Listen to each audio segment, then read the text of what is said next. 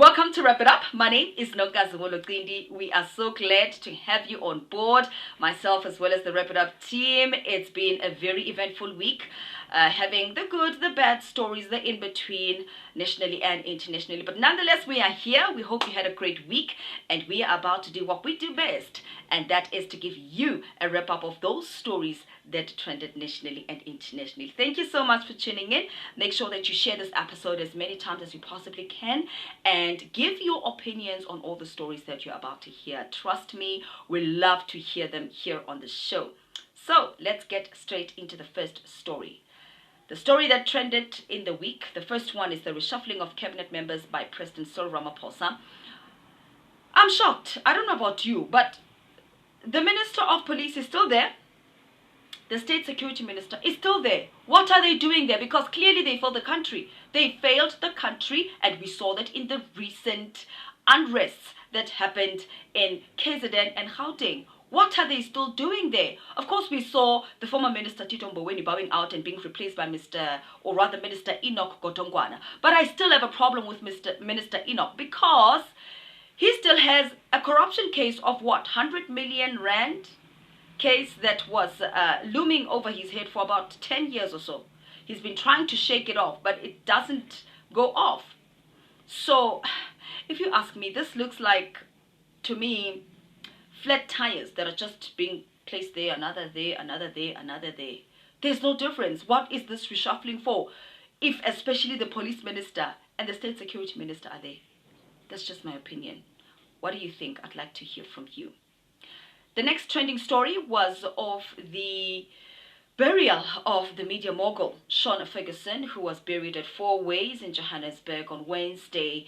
I was watching the funeral proceedings. What an excellent way. What an excellent send-off for a person like him. You know, he was buried like the king that he was, the leader, the husband, the father that he was, the community leader that he was, the hero that changed so many people's lives. And I was so touched to hear the tribute that his wife, Connie Ferguson, made.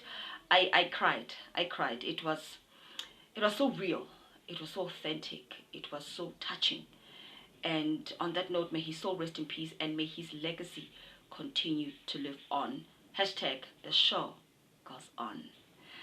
Moving right along, another trending story was of the former president, Jacob Zuma, being hospitalized for medical observation. This happening in few days before his, arms deal corruption trial resumes on Tuesday. So if you ask me, I don't see it happening. And I saw, of course, social media was buzzing, saying that, no, this is just another stunt to not appear in court and etc., etc. But I beg to differ because this time, this trial is happening at a time where he's in prison, under strict conditions.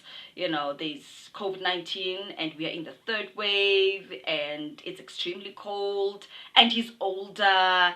So let's just think of those factors before we can actually think it's just one of those. Let's look at the conditions and the context. That's just my opinion, but I doubt that he's going to appear on Tuesday. I think it's going to be postponed, but I'll bring you an update on that story as it develops.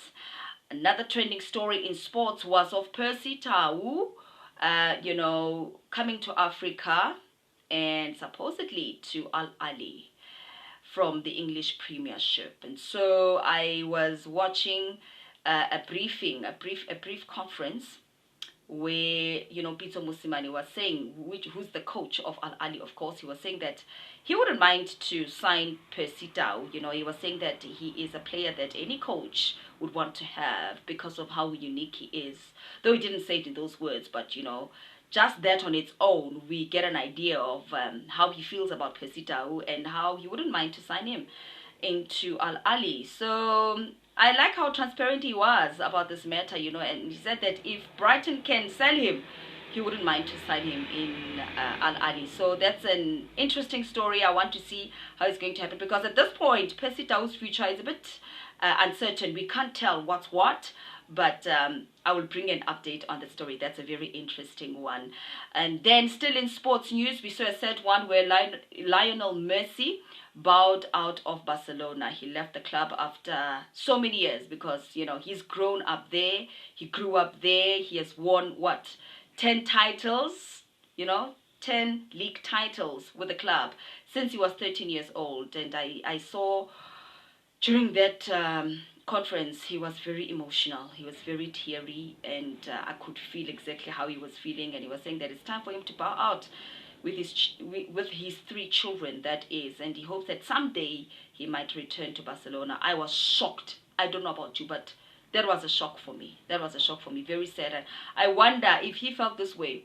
I wonder how the club feels, especially, the coach, and it's something else. It's something else. Right.